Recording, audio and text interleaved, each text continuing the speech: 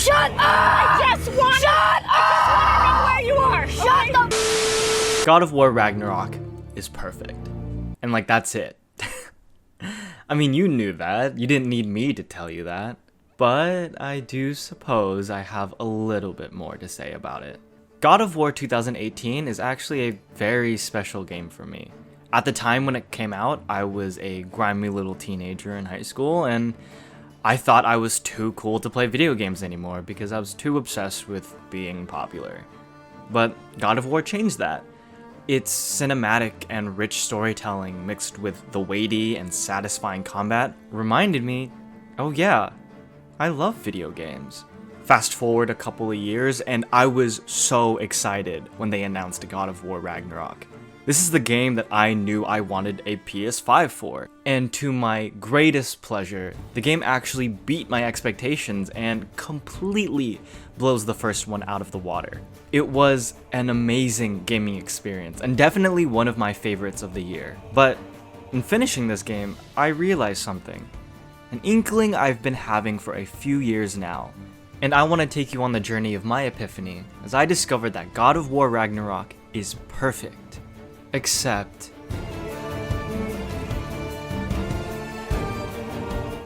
I do want to talk about how much I enjoyed this game first though, because I was glued to this 40-hour game. I tweeted this, but man, this is one of the very few games where I felt like its developmental time was justified. The game is just so rich in everything. I applaud the developers of this game for making something of this magnitude, because it's just fantastic. And the one thing that I have absolutely zero bad feelings for is this game's presentation.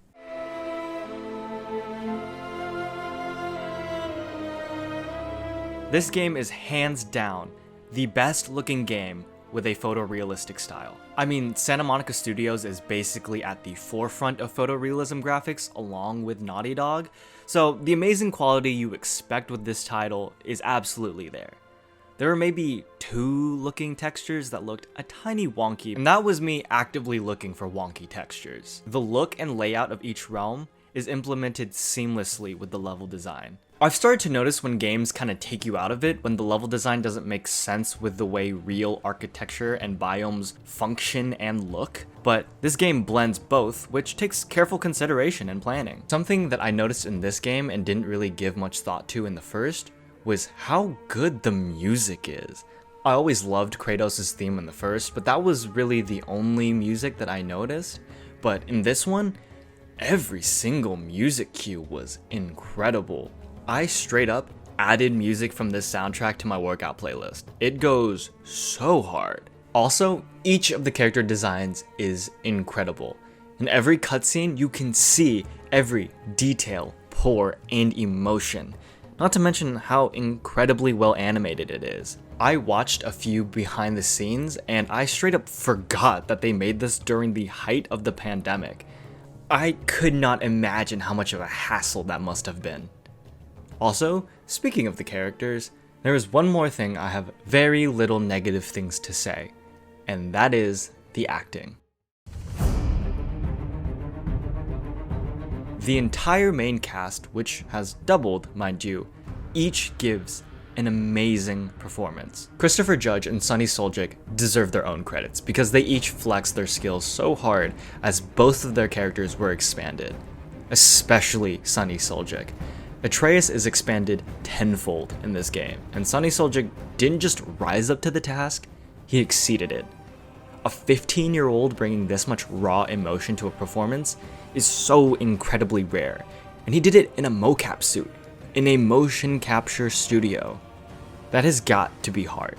I always applaud actors who work in motion capture because I know that it takes some time to get into the character. I'm sorry, but if a director told me to T-pose before a scene where I need to be emotional, I could not do that. I would feel so goofy. But getting back on track to all of the things I found incredible about this game, its presentation and its acting are the most perfect things about it. Its cinematic presence is no joke. But this is no movie, so let's talk about the gameplay.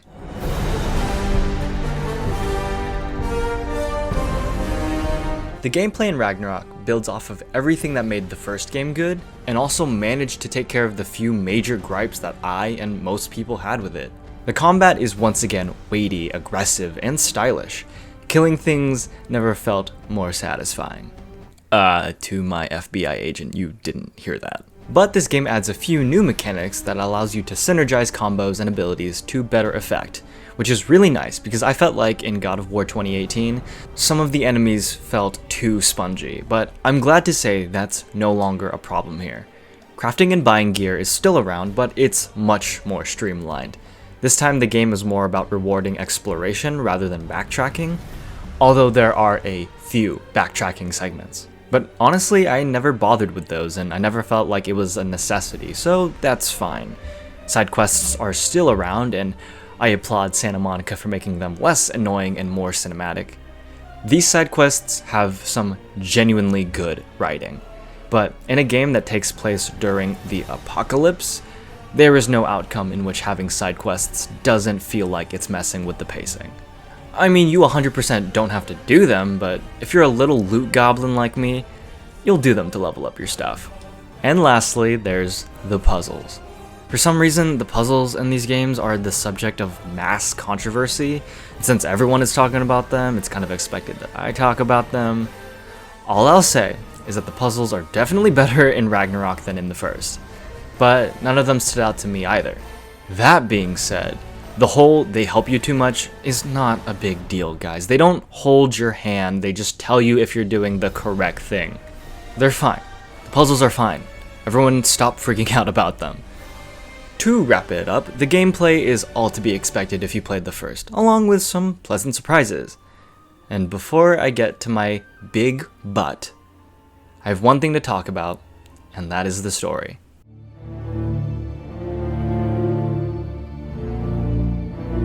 I don't remember exactly how long it took me to beat God of War 2017, but it was definitely way shorter than Ragnarok.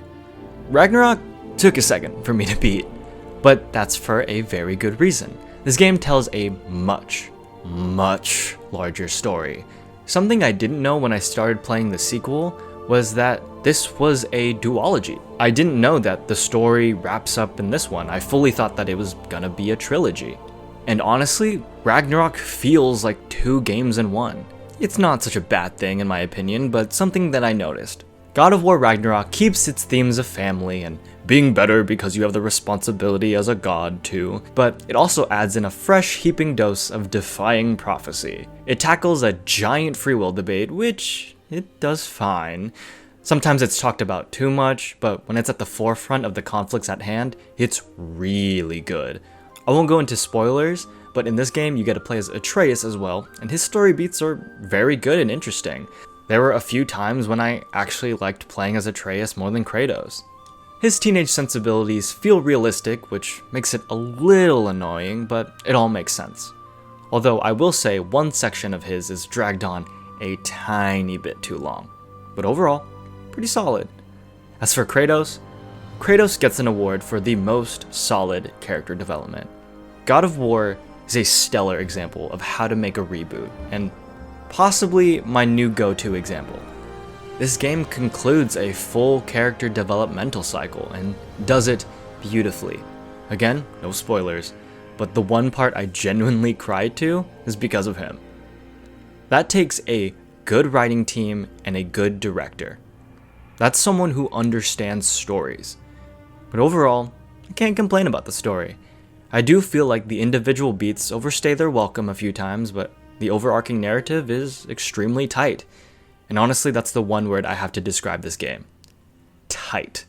This game knows what it is, hits its beats, and sticks its landing. It is the pinnacle of the story-based action-adventure game that Sony has made its gaming legacy out of. But that's just it.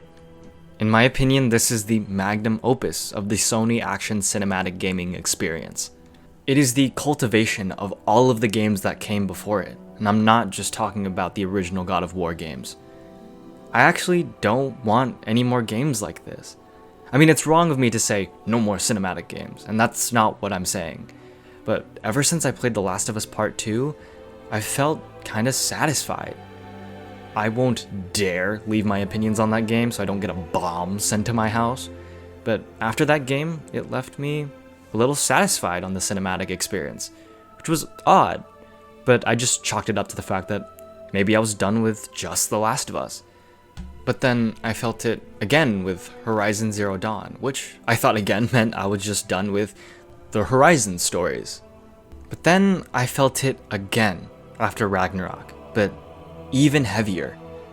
But I don't feel done with God of War. I want more stories from this world and these characters. So it's not that I'm done with God of War, but I'm done with something much broader. And that's cinematic games. This game is it for me. I feel satisfied with the experience I've had, feeling like I just watched a film that happened to also be a video game. It's the same satisfaction I felt with Avengers Endgame. I'm satisfied with the MCU experience. I'm still a fan of all of these IPs, but I just feel like this is no longer the video experience I'm looking for anymore. I've played so many things within the 4 years of the God of War games, and I've discovered a new passion for video games. I just feel like I want something new now. I will be forever thankful for God of War 2018 for rekindling my love of video games, and I feel like I've come full circle with the teenage me who played that game. But I think it's time for something new. I hope I don't come off with feeling like I didn't enjoy this game or I didn't like this game. There are many who are calling this game overhyped and bad, and personally, I feel like that's just wrong. You can fully dislike this game, but to call it a bad game is just not true. But I do understand the fatigue that people have with these Sony games. And with the Game Awards coming up, it's interesting to think about whether this game deserves Game of the Year or not. Without a doubt, the first God of War deserves it. But gaming has evolved since then, and seeing what it's stacked against, I think it has much more competition this time around. But regardless, I feel thankful and satisfied for the experience that Santa Monica has provided for me, and it truly takes a well-oiled team to create something like this. And I'll still support this franchise always. But from now on, I'm excited to see how AAA titles evolve, and who will create the next thing that defines my gaming experience. If you've made it this far, thank you so much for watching. I hope you enjoyed.